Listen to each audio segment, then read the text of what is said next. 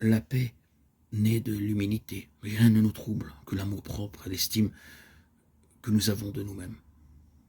Que veut dire que s'il nous arrive quelques imperfections ou péchés, nous sommes étonnés, troublés et impatients? Sans doute, c'est que nous pensions être quelque chose de bon, résolu et solide. Et partant, quand nous voyons par effet qu'il n'en est rien et que nous avons donné du nez en terre, nous sommes trompés et par conséquent troublés, offensés et inquiétés.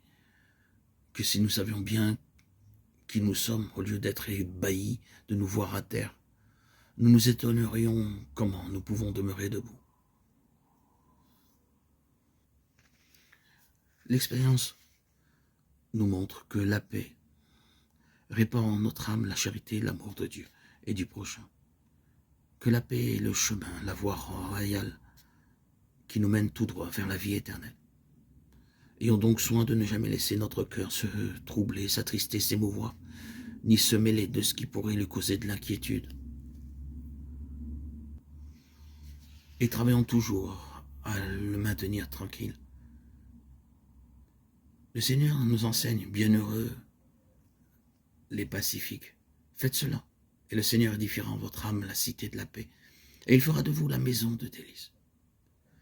Ce qu'il veut de votre part, c'est seulement que toutes les fois que vous vous troublerez, vous repreniez votre calme, votre paix de vous-même, en vos œuvres, vos pensées, vos mouvements sans exception. De même qu'une ville ne se bâtit pas en un jour, ne pensez point parvenir en un jour à cette paix, à cet apaisement intérieur. Car c'est là édifier une demeure pour Dieu et devenir, vous, son temple. Et c'est le Seigneur lui-même qui doit construire, sans quoi votre travail sera inexistant. Considérez d'autre part que cet édifice a pour fondement l'humilité, l'obéissance, la soumission à l'enseignement de notre Seigneur.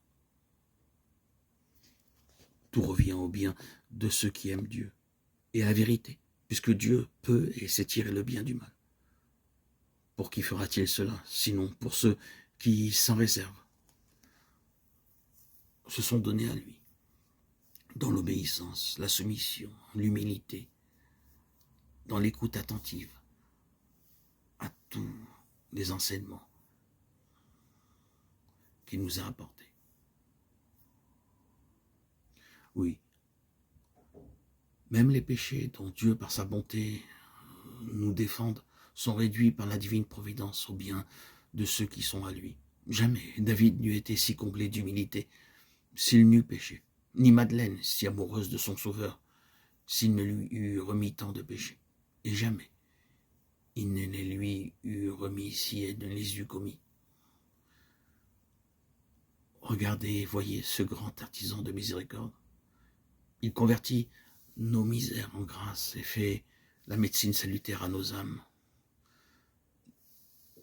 de toutes nos iniquités. Dites-moi, je vous prie, que ne fera-t-il pas de nos afflictions, de nos travaux, des persécutions qu'on nous fait? Si donc il arrive jamais que quelque déplaisir vous touche, de quelque côté que ce soit, assurez votre âme que si elle aime bien Dieu, tout se convertira en bien.